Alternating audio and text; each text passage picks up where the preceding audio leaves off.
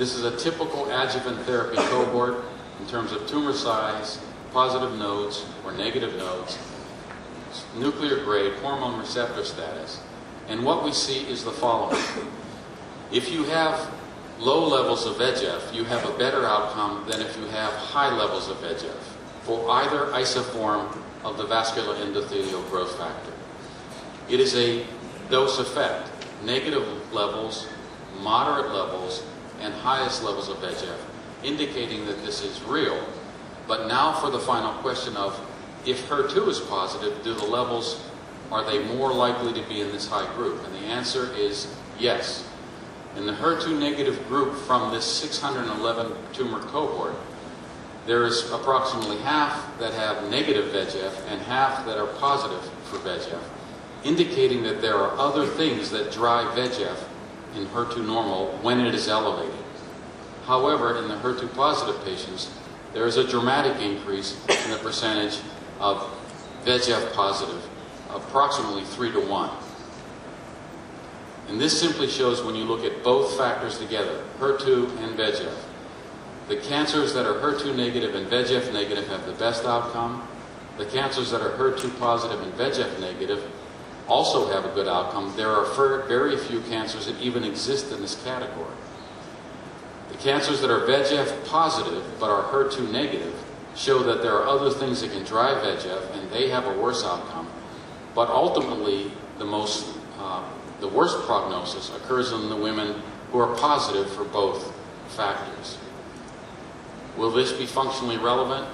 So the question was, what happens if we attack both the HER2 pathway and the VEGF pathway simultaneously? And this simply shows in experimental animals that if we add Herceptin alone at subtherapeutic doses, we have an inhibition. We add Avastin, anti-VEGF antibody, full therapeutic doses, we have a further inhibition, but the combination appears to give us the best result. With this data, we went to the US FDA and asked for permission to begin phase 1 clinical trials in women with metastatic HER2-positive breast cancer using no chemotherapy, using only the 2 antibodies.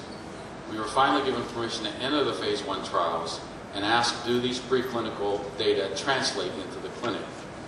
The design, we were only allowed to enter 9 patients on the first trial because there was very much concern at the FDA that we were stopping these patients from receiving chemotherapy and thus denying effective therapy. But with the appropriate informed consent, if the patient was willing, she would receive no chemotherapy, only the 2 antibodies. All 9 patients in 3 different dose groups agreed to go into the trial. Here are the data from the very first patient who went on the study. Within 4 weeks, we saw a response of the tumor. By 9 months, she had a complete response. Here's a patient who has a significant defect in the lobe of the liver on a CAT scan. By 8 weeks, she also achieved a complete response. Here is a patient with aggressive local disease. By 4 weeks, we did not know what was happening, although it looked like there was some cratering and ulceration of the tumor. By 12 weeks, we began to see healing, and by 16 weeks, we saw this improvement. This patient went on to achieve a partial response. In the first 9 patients that were allowed in this phase 1 trial, there were 2 complete responses, 3 objective partial responses that were independently confirmed, 2 stable diseases, and only 2 patients had progression. There is no chemotherapy in this regimen, just the 2 antibodies. There was no pharmacokinetic problems with the combination, and we only saw hypertension that occurred in 1 patient due to the known side effect of Avastin, and this was easily treated with a diuretic. Because of these data, the FDA allowed us to go to phase 2.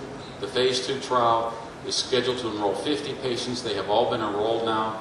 The data on the first 39 patients show 3 complete responses, 16 objective partial responses.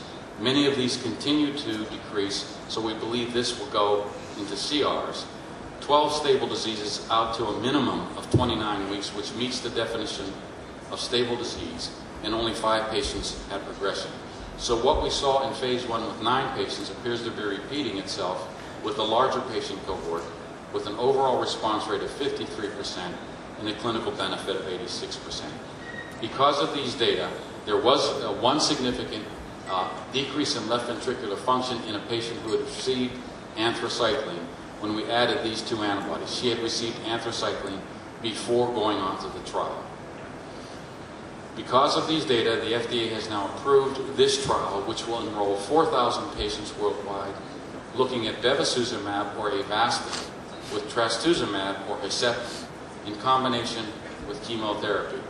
My desire was to have no chemotherapy in at least one arm of this trial, but my colleagues in industry, as well as my colleagues in the clinical research community, were unwilling at this point to take that approach.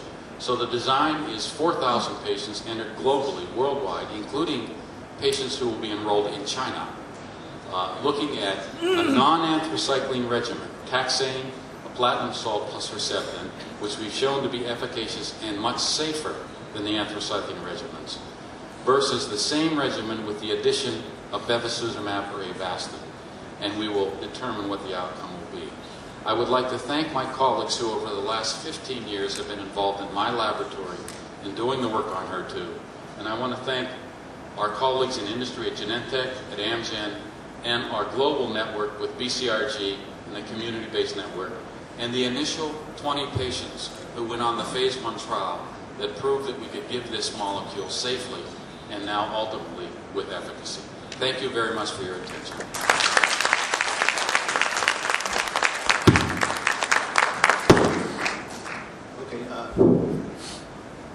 Thank you, Dr. Dennis. It's very nice presentations.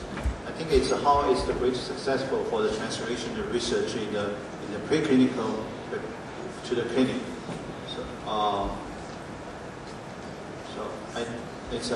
Maybe have some questions. So maybe have some questions if it's a great opportunity for doctors for us to ask Dr. Sims.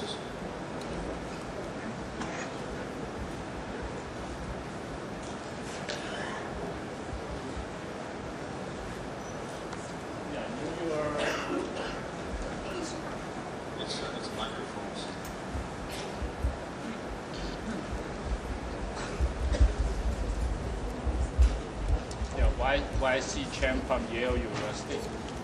In your last group,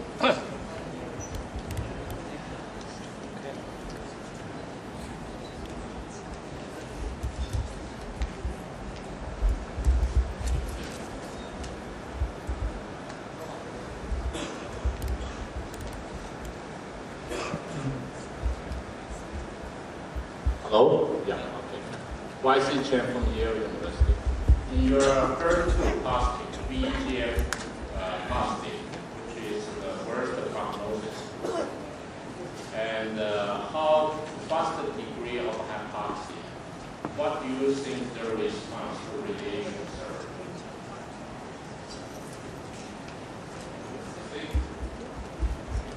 My sense is that these patients will be equally responsive to radiation therapy. We've shown that in the early trials before we've used the anti-angiogenic.